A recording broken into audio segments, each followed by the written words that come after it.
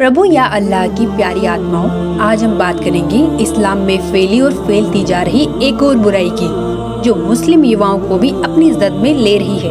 शराब और जुआ आजकल युवाओं का शौक और आदत दोनों बन चुका है। अल्लाह के बंदों, शराब पीने और जुआ खेलने को कुरान में महापाप बताया गया है। देखिए कुरान से प्रमाण। सूरह अल बकरा 2 आयत नंबर 219। शराब तथा जुए में बड़ी खराबी है, महापाप है। प्यारे मुस्लिम भाइयों, इस बुराई से जितना जल्दी हो दूर हो जाओ। अल्लाह के और भी नेक आदेश जानने के लिए जरूर पढ़े पुस्तक मुसलमान नहीं समझे ज्ञान कुरान। धन्यवाद।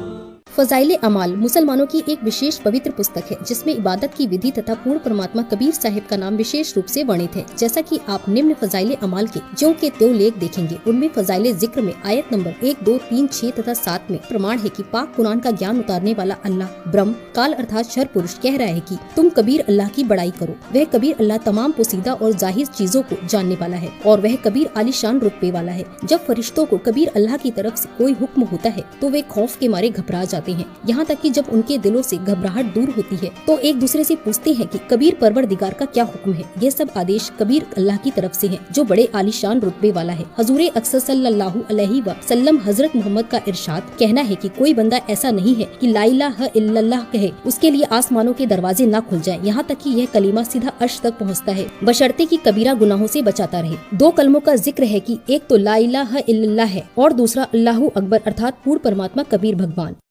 एक भाषा का काम अपने विचारों को दूसरे तक पहुंचाना है। वो सिंपल हो, क्षेत्रीय हो, चाहे अरबी हो, चाहे पंजाबी हो, चाहे गुजराती या मराठी हो या हिंदी हो, अपनी लोकल मातृभाषा हो, वो ज्ञान खरा होना चाहिए ताकि सामने वाला समझ सके।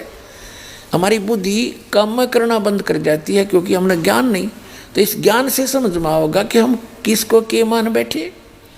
कहते हैं बड़बड़ करे सो भूत है, थोड़ा बोले देव और मान महंत चावे नहीं। ये लक्षण रख ले।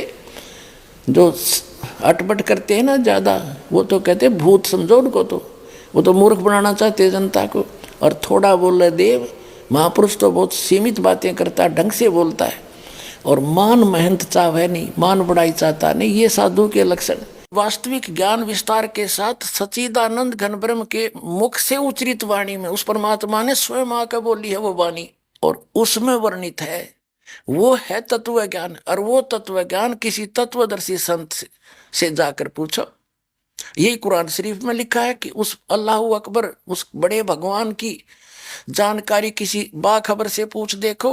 और यही यजुर्वेद में स्पष्ट कर दिया है कि कोई तो परमात्मा को संभवात